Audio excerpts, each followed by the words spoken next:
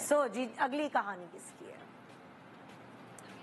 سب اپنی امی سے شروع کریں گے. میں نے کیا کہا تھا آپ کو, ہے نا, یہ چیزیں تو وہی سے آتی ہیں اور نصیحتیں نہیں ہوتی ہیں, امی کو دیکھ کے سیکھا جاتا ہے. بالکل صحیح بات ہے. right. ضروری نہیں کہ وہ کہیں, ان کو آپ فالو کرتے ہیں, وہ جس طرح اٹھتی ہیں بیٹھتی ہیں گھر میں جس طرح بہیو کرتی ہیں, بیٹیاں تو انہی سے سیکھتی ہیں. بالکل زیادہ تو بیٹیاں ماں کو فالو کرتی ہیں. بے شک, بالکل.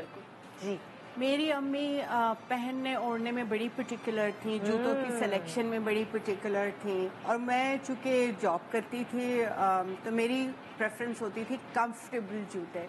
تو مجھے اکثر کہتی تھی کہ تو بڑے بدصورت جوتے پہنتی ہے, بیکاز میں وہ ہیلز اور اس چیز میں بلیو نہیں کرتی تھی. مجھے ہوتا تھا بس کمفرٹیبل ہو, چلنا بہت ہو, کھڑے ہو کے پڑھانا اور سارا کچھ, تو میں ایسے تو وہ میں امی کو جب ملنے کے لیے جاتی تھی تو میں پرٹیکولرلی وہ جوتے پہن جاتی تھی جو شکل میں اچھے ہوں, تاکہ امی یہ نہ بولے کہ تم نے بدصورت جوتے پہنے ہیں. اور کپڑوں کی میموری ان کی بہت شارپ تھی.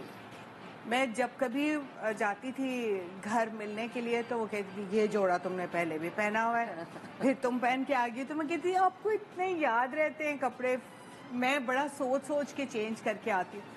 تو ان میں کپڑے پہننے کا سلیقہ اور یہ چیزیں, she was very particular about this. مجھے یاد ہے کہ بچپن کی یادیں, کبھی شادی پہ چچی پھوپھی وغیرہ وہ سب ان سے کہہ رہی تھی کہ بھائی ہماری ذرا ساڑی کی پلیٹنگ کر دو اور یہ وہ. تو امی واز یو نو دیٹ. تو وہ ایک چیز آپ کے اندر ہوتی ہے کہ اچھا if my mother is so particular تو میں بھی اس طریقے سے کیری کروں. تو یہ I had to be careful. میں لاسٹ ٹائم کون سا جوڑا پہنا, اب کیا پہننا, جوتا کیا پہننا ہے. اس بات سے میں ان کی پک کر رہی ہوں کہ ہم ماؤں کو فار گرانٹیڈ لیتے ہیں اپا کی ساری, لیکن یہ اپنے کمفرٹ زون سے نکل کے امی کی خوشی کے لیے کیا ہوتا, امی کچھ بھی نہیں کہتی, امی بس ایک آدھ جملہ مار دیتی کیا کچھ, جسے آپ نے کہا اپنی ماں کی خوشی کے لیے اپنے کمفرٹ زون سے نکل کے ان کو سیٹسفائی کرنے کے لیے یہ تیار ہو کے, کیونکہ ان کو اچھا لگے گا اچھے جوتے پہنا. تو دس از, یہیں سے شروعات ہوتی ہے کہ ہم نے رشتوں کو کیسے سنبھالا. سو جب ہم کہیں بھی جاتے ہیں, کبھی ہم اپنے بیٹی کو خوش کر رہے ہوتے ہیں, کبھی ساس کو کر رہے ہوتے ہیں, کبھی نند کو کر رہے ہوتے ہیں, ہم کوشش کرتے ہیں اور جانے انجانے میں ہم کر رہے ہوتے ہیں. اگر ہمارے اندر وہ سیکھ ہے, وہ ایلیمنٹ ہے. اور it help me so much because جب میری شادی ہوئی تو میری ساس بھی بہت ویل ڈریسڈ خاتون تھی in terms of colour selection and every thing.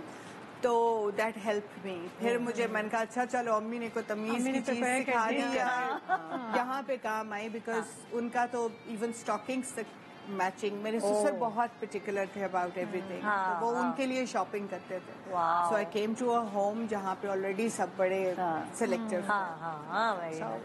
سو وہ والی چیز ہے نا, کبھی کبھار میں یہاں صرف سسرال کو لے کے نہیں کر رہی, اب ہم اپنی ماؤں کو لے کے کریں. ہم اپنی ماؤں کو نا بہت فار گرانٹیڈ لے لیتے ہیں, ہم نہیں سوچتے کہ وہ کیسا فیل کریں گی. اور پھر ہمیں احساس تب ہوتا ہے جب بہت دیر ہو گئی تھی, جب آپ خود ماں بنتے, جب آپ کے بچے آپ کے ساتھ ایسے کرتے ہیں تو آپ فلیش بیک میں جاتے ہیں, او یہ میں نے کیا تھا امی کے ساتھ.